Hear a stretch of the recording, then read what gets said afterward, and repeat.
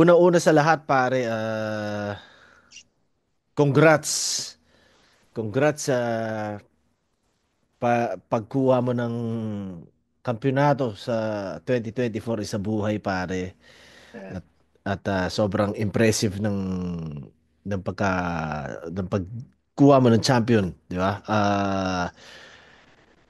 Wala, impressive siya. Na-impress ako. Kita ko naman parang majority ng mga battle rap fans sobrang na-impress. Ikaw yung parang bagong crowd favorite, bagong idol. Alam mo yun, yung style mo yung alam kong hinahanap-hanap nila ngayon. So, salamat sa'yo at congrats, pare. Yun. Welcome, syempre. Yun, hindi ko na masyado inisip after. So, medyo, yun, hindi siya nababad yung feeling ng panalo sa akin. So, parang masaya ka lang na natapos mo lang yung goal mo. Tsaka, Oo yun. naman. Oo naman, syempre. Pero, kumbaga, syempre ikaw bilang MC, bilang ikaw yung nakagawa nun, moving forward ka na eh. Syempre, iniisip mo na yung mga Mm, next moves mo eh, di ba? next. Pero, Uh, syempre, para sa mga fans, para mm, sa mga sumusubaybay at pare, kita mo naman yung fan base ng Flip Top. As in, intense sila, Chong. uh, Medyo parte talaga ng buhay nila tong nangyayari. Itong ginagawa nyo ngayon, alam mo yun, iniisip nila yan bago matulog, iniisip nila yan sa umaga, pinagkikwentuhan nila magkakaibigan. So, kahit hindi mo naiisip, pare, di ba? tama. Naiisip na marami yun. So, yun Tama. lang. Kumbaga, syempre, Yun. ako, naiisip ko yun. Excited ako na gagawin natin to dahil gusto ko rin himayin syempre yung utak mo, yung proseso, 'di ba? Lahat ng mga ganung bagay. 'Yon. So, at isa pa Yun. salamat pare, pinibigyan mo nga ako sa oras dito. Medyo nahirapan tayong mag ma, ma, Mm, magkasundo sa schedule. Alam mo 'yon, 'di ba? ayun. Di ba parang initial plan nito before December pa, di ba?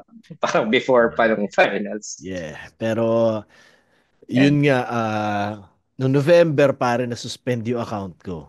Oh, For 3 months, so ngayong February lang nakabalik.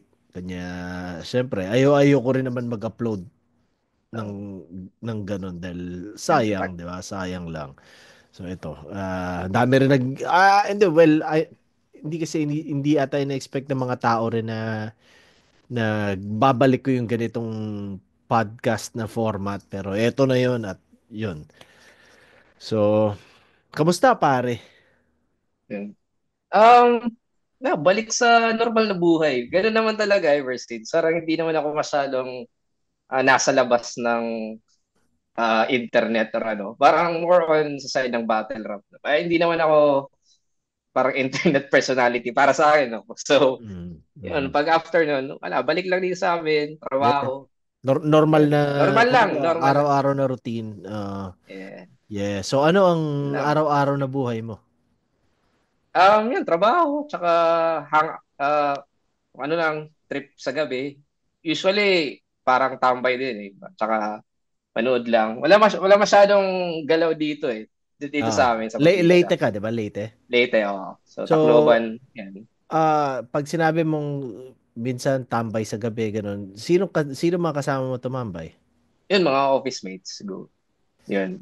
At ano ba kung okay lang, ano ba ang work mo? Web developer. Yun. Programmer. Para IT, ganun siya. IT, karang IT. Okay. Puta, solid 'yun ah. Ko, ano ba 'yon? Yung mga computer science na course, Oo. ganun din siya. Computer science yung tinapos ko. So hindi Oh, masyado so mas computer science kaysa sa IT. okay, okay. Mm. Pare, sa sa kung saan kami nag-aral kapag comsci ka medyo ikaw yun eh. Ikaw yun. Ikaw yung pinakamatalino Hindi. sa eskwela eh. Ganun yung dating eh. Yeah. Yung Comsci kasi mas leaning sila towards sa math. Merong mas babad sila sa math. So siguro doon yung Mahilig ka sa ganun. math. Ewan. Mahilig ka Hindi sa art. naman mahilig, pero hindi. Pero parang requisite siya para matapos mo yung kurso. So, may parang ganun. Okay, so habang college ka, nagra-rap ka na. Ay, hindi. Kaya, kailan ka Hindi. nagsimula mag-rap? After college na. Pero Okay. more on pero ever since like from high school, nagsusulat na talaga ako ng poetry. Yun. So Ah, yun yung pasok ko sa art mo. Pero yun, after college na siguro ako nagsimulang magsulat-sulat lang mga 16 lines, yung mga four bars, mm, mm. four stanzas lang na rap na parang freestyle. Pero hindi ko siya linalabas or ano. Wala, parang natripan ko lang na subukan namang sumulat ng para sa kanta. So lahat Yan. yun, nasa iyo pa. Nasa SoundCloud or some, ewan ko Ah, nga okay. saan. So, so Parang uploaded. ganun. Oh, pero medyo naka-private ata yan or ano tawag, unlisted or parang ganun. Okay. O bakit? Yan, yan. Ba't ayaw, ngayon, pare, perfect time maglabas sa music ngayon para sa iyo sa tingin ko dahil hindi kumbaga syempre inaabangan ng mga tao kung ano yung ilalabas mo. Pagkatas ng isa buhay run mo, gano'n, hindi mo naiisip. Na, Merong trabaho na EP. Yun. Pero yun parang medyo matagal siya na proseso. Syempre, kailan mo sinimulan? this year, January, Ah, kakasimula pa lang. kakasimula pa lang. So, may dalawang tracks na ako. Tsaka, yun, hinahabol ko palagi kasi pag dapat parang 4 or 5 tracks lang yun, para EP lang. Yeah, Para yeah. malabas agad, no? So, Ah, pangatlo ko na siya, may dalawa na ako na nasa YouTube tsaka Spotify. Yun. Pero y- hindi ko siya masyadong linalabas eh. Parang for more lang na nakagawa ako for yeah, my yeah. own. Mas Yung personal gano'n lang lang. talaga, no? Okay. So, yung dalawa mong nilabas na EP, kailan mo nilabas yung mga yan? yan. Yung isa, 2021, tsaka yung next 2023 siguro. Basta Na, pandemic. nasa Spotify ba yung mga yan? Nasa YouTube ko. Tsaka Spotify yung isa. Okay. Okay, may sarili kang YouTube channel. Ano ka rin, kumbaga parang masipag ka ba sa channel mo? Hindi.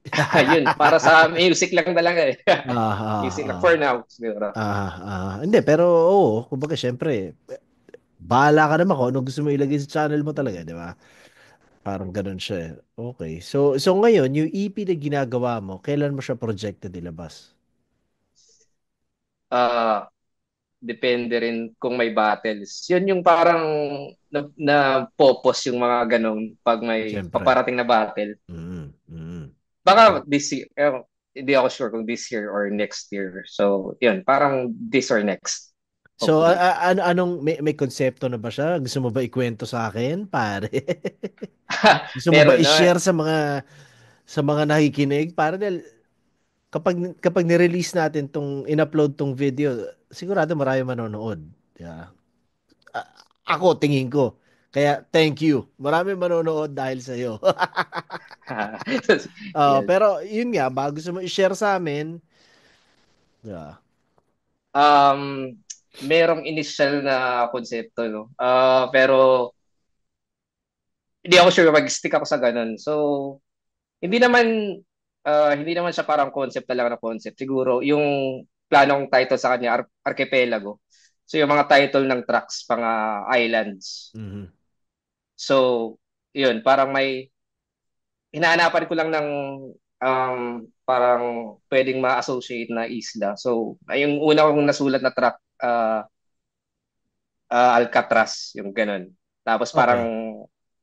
yung konsepto ng kanta parang um, yung nasa spotlight ka, pero akala mo spotlight, yun pala nasa kulungan ka. Kulungan. Okay. So, not Parang ganun. necessarily na ang mga isla na tinutukoy mo nasa Pilipinas. Hindi. Yan. Okay. Okay. Imbis Saka na, yung isa naman parang Galapagos, yung parang evolution something. So yung mga ganun. okay. So yun yung hinahabol ko. Okay. Hopefully ma-pull off ko na parang ganun. Yan. So kagaya na sabi mo kanina na yun yung intention pero hindi ka sigurado kung magiging sobrang stricto na ganun. Oo. So, ibig sabihin, kapag gumagawa ka, nagsisimula ka, nagko-conceptualize ka, meron ka talagang room para sa ganun. Mm. Kasi pinanood ko yung kwentuhan niyo ni Ali sa linya-linya. Kinikwento mo sa kanya na ganun nga, naglalatag ka Um, ano bang term doon? Kumbaga parang tinatrato mo siya na parang thesis. 'Di ba? ah, So ngayon at least na mas naintindihan ko na hindi ganun ka-stricto yung pagtrato mo. Yun. Pero as much as possible, sinusubukan ko maging cohesive siya na parang alam mong Yeah, para yeah. isang package siya. Hindi Oo. siya masyadong Oo malayo. naman. Ayun. Oo naman, syempre, yung tema, 'di ba? Pero Ah, ibig sabihin yung wiggle room ba, 'di ba? meron Oo. naman. At ganun ka rin sa battle magsulat. Parang ganun din. Parang mayroong mga self-inflicted restrictions na kinakawal ko yung sarili ko na Para kasi sa parang pride. naniniwala ako. Oh, isa rin, pride. Tsaka parang may belief din ako na parang yung cage yung nagiging test ng creativity mo. Yes, yes. Yeah, walang pinagkaiba sa time limit, pare. Yan, yan. 'Di ba? Na yun yung challenge eh. Mm, Or kuna ako gusto kong magsulat sa mga kanta ng purong Tagalog. yan. Yeah, pwede namang hindi eh. Pwede ka mag-Taglish, pwedeng ganun. Pero, kumbaga, syempre, para sa sarili mo yun eh, di ba? Tama. So, astig na ganun. Sino ba yung, ano mo, sino yung debut battle mo sa flip top? Sa gubat, pen pluma. Pen pluma, Oo, okay. pen pluma. Kasi pare, naaalala ko, una kitang beses na panood, kalaban mo si Doc Pao. Oo. Magkasabay tayo, di ba? Hanggang sa, ayun yung Yun. main event. Laban kay Range. Range. Ang nakakatawa kasi doon, pare, kasama ko si Doc Pao sa kwarto. Mm. Kami magkasama sa Oo. hotel, pare. Ako si Doc Pao tsaka si Tuwing. Tapos, narinig ko na siya, first day pa lang, practice siya ng practice, pare. Narinig ko yung material niya. Mm. Tas, hindi pa kita napapanood. So, wala ko idea na kung, kung paano Kung ano. style mo. Oo, hindi pa nag-exist sa utak ko yung, di ba? Tas puta, no, napanood ko na live. Puta, tawan-tawa ako. Kasi syempre, yun nga eh. Tangina, napapanood ko si Doc Pao. Nagko-practice, naririnig ko. Tapos natatawa ako sa mga linya niya. Tapos pagdating sa battle, parang syempre, siguro hindi niya in-expect na ganun din. Ako, hindi ko in-expect. Malamang siya hindi niya in-expect na ganun yung magiging kalaban niya. Ganon, tawa-tawa lang ako dahil parang, fuck! Tangina. So, pagdating sa battle, pare, nakakailang battles ka na sa flip top? uh, 15 siguro. 15. Putang dami na, ang dami na rin pala. Oo, hindi, parang hindi lang napansin na all those years na parang natambak siya na umabot ng gano'n na pala. Yung kay Doc Pao, pangilan yun? Pangalawa, tagal na. Puta, no? 2019, second battle mo yun. Mm. Tapos nakaka-15 ka na. Tapos hindi ka rin bumatel nung panahon ng pandemya. Yung first year ng pandemic, pero yung next years na bumabiyahe kami din sa Yung Philippine Batangas, Country. nandun ka ng Batangas eh, Oh, no? nandun. Naalala ko nga. Tang ina na. Okay. O sige, ngayon pag-usapan na natin yung isa buhay, tang ina. So anong masasabi mo pagkatas ng lahat ng 'yon? Um, at yun, parang feeling ko, syempre, bucket list siya, no? Hindi ko alam kung ng lahat ng battle rapper, pero para sa akin, parang bucket list siya. Pero Mm. hindi siya yung parang bucket list na gusto mong habulin talaga na parang iniisip mo na before ka mag-retire, kailangan mo makuha. Pero, yun, parang na-prove ko lang sa sarili ko na kaya kong manalo. Yun. Yeah, Parang yeah. na yung goal mo is manalo at kaya mong gawin yun. Na usually pag non-tour na, hindi ko masyadong iniisip na panalo Plano. yung Oo. yung plano mo, hindi yung priority number one mo, hindi yung panalo, no? Parang gusto mo lang may ipakita na iba or improve or kung ano man. Pero Pero nung syempre, sumala ako sa gusto mo rin yan, no? pwede. Ah. Pwede. Tama naman. Huwag ka Parang naman ayaw mo kunwari. ma-bodybag. Ayaw mo ma-bodybag, yun lang. Oo. Ayaw mo ma-bodybag. Pero, yun. Ah, So, ah, yun, parang yung proof lang ng isang buhay para sa akin na kaya kong i-adjust enough na kaya kong lamangan kung yung kalaban, kung ano man yung yeah. kaya nilang gawin. So, parang Ah, ganun yung nakuha ko. Stig. Stig, no? So, sa apat na kalaban mo sa isa buhay, sino naging pinaka interesting para sa'yo isipan, paghandaan? Um, Siguro dahil sa length lang ng prep, siguro kay Vitron sa finals. Kasi yun, parang masyadong matagal siya na prep sa akin na mas feeling ko merong diminishing return na sa hindi na nag-i-improve yung ginagawa mo dahil sa time. Parang may ganun na feeling na masyadong na-overthink na yung material mo Yeah, na yeah, yeah. nagda-doubt ka na if ito ba yung Yes. best form niya or kasi Yes. may magic din pag parang 1 month lang kasi after yung 1 week may nasulat ka na Mm. wala ka na magagawa eh parang Mas parang instinctive yung sulat mo yun yun sa yun maikling panahon. Kasi, tama. totoo. Okay, sige, tuloy mo na. So yun parang yung 3 months so kahit after nung semis kay EJ parang may nagsimula na ako magsulat ng mga pakonti-konti. Yeah, So ganun kabilis yung iniisip ko as much as possible magsulat ako agad para mas malaki yung time na kaya ko siyang i-edit. yeah. So yung nangyari parang for 1 month isang round lang masyadong na-fixate sa isang round in a way na parang 1 month, 1 round per month yung nagagawa ko. So, Mhm. masyadong malaking nasulat tapos malaking natanggal na parang ilang pages na yung mga rejected lines na nasa baba na. So, yun, medyo doon ko na feel yung fatigue sa prep na Oo, yeah, hindi ko yeah. usually na-feel pag normal 1 month. Yan. Parang masyadong ano, no? Masyado mong hinasa. Oo. Tapos, actually, pare, kasi kami ni Vitrum, nagkwentuhan na rin kami. Mm. Hindi ko lang na-upload pa. Pero, yan din yung pinag-usapan namin, pare. Parang i-overthink mo siya kapag mahaba yung oras ng paghanda dahil may oras ka. May oras Tapos ka. darating yung point na wala nang dating sa'yo dahil sawang-sawa ka na sa material mo.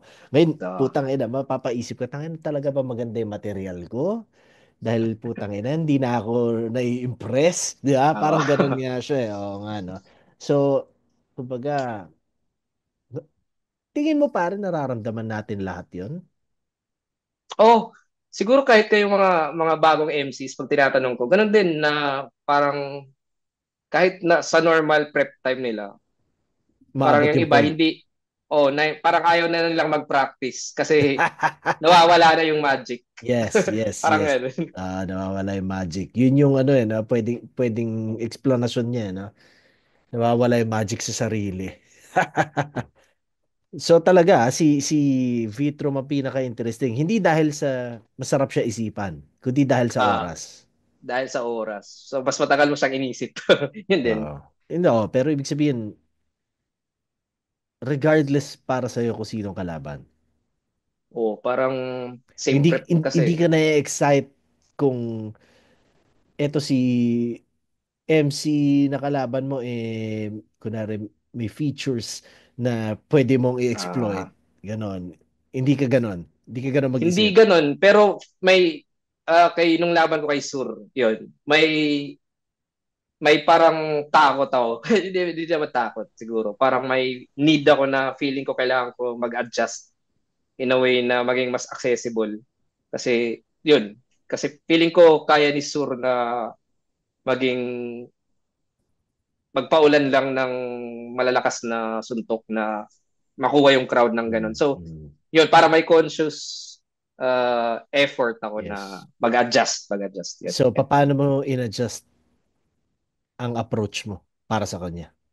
Yun, binawasan ko lang siguro yung mga obscure na mga reference na hindi masyado feeling ko gets ng iba. Yung para sa akin maganda pero sa tingin ko hindi makukuha ng iba. Yung Mhm. mga ganun lang, mga simple na adjustment. Bawas lang ng mga ganun siguro. Aha. Tsaka, yun. Tapos parang ironic siya nung finals kasi sa sobrang overthinking ko na kung ano dapat, nag-decide ako na uh, i-ignore na yung mga ganun, yung mga feeling ko na hindi gets ng crowd or hindi makukuha ng iba.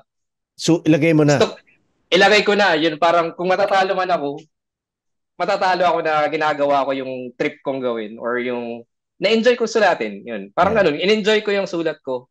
Tsaka, regardless kung ano man. Yun. Parang gusto ko lang mag-stick o ipakita lang yung, ewan ko kung better siya. Pero para sa akin, mas na-enjoy ko yung sulat. So, yung sulat mismo, hindi yung prep. Yung pagbuo. Pagbuo. So, finals yun eh. Di ba? Oh, fine. So, bakit sa finals mo hinayaan pa na, okay, hindi ko, kumbaga, hindi ko sasalain na maigi masyado yung, kunwari, reference o Mm. kung ano man. Bakit kay Sur mo lang hinayaan na ganun? Dahil mas punchline MC siya? Ganun? Ganun yung feeling ko, no? Tsaka kay EJ parang ganun rin. Kay Mm. Vitrom kasi parang alam ko na sa sobrang lakas niya sa crowd, parang gusto ko na i-give up Sa kanya na yun. yung crowd. Oh, sa kanya parang kunin mo na kasi feeling ko hindi ko rin naman kaya makuha ng ganong kalakas, no. So, ewan mo backdoor 'yan, pero parang hindi ko sinabayan ng parang ganun. So, iniba yung hindi naman siguro iba yung approach, pero mas catered siguro sa akin para sa akin, no. Mas inisip ko yung iisipin ng MC siguro nung Oo. possible judges. Yun parang may ganong level na conscious decision sa akin na yun. Kaya sinasabi ko rin na ito, feel ko sinabi ko, hindi ko pa sinabi, pero feeling ko pag judge ako sa laban na yun, feeling ko iboboto ko si Vitrum. Pero alam kong hindi ako judge. Alam ko na may ibang judges. Aha, So, aha. as much as possible, parang in-spread out ko yung uh, yung elements in a way na may iba na may makukuha, may iba na ma-appreciate kasi parang parang pinag-aaralan ko kasi din yung parang insights ng mga judging. Yung parang iba-iba kasi yung taste. May iba na mas gusto nila na straight to the point. May iba naman gusto nila may palabok. May iba na parang gusto nila na yung progression ng rounds na Oo, tinitignan oo. nila pag pababa or pataas yung Mm, rounds. mm, mm. May mga ganong may iba na sinasabi nila na hindi nila pinapakinggan yung crowd, parang nakikinig daw sila. Yan, parang may mga ganong input sa akin na inisip. Tapos La- nag-pile. lahat yun kinonsider mo, kumbaga. May ganong consideration, no? So, hindi lang sa, yun, ganun, feeling ko yun din nag-add ng fatigue din kasi masyado nung maraming iniisip, pati yung ganong POV.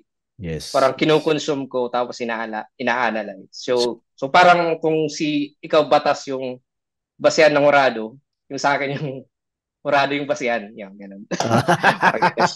Hindi, pero Yeah. naintindihan ko yung point mo dahil nung panahon na siguro kapag isa buhay battle, Mm, mas factor talaga dahil alam mo may judge. I judge. Oo, hindi kagaya ng normal na battle na pwede mong isang tabi yung judge dahil regardless manalo ka matalo, yun lang din naman yun eh, di ba? Galing, no? Galing na ganun mo siya tinitingnan. Mm. Astig.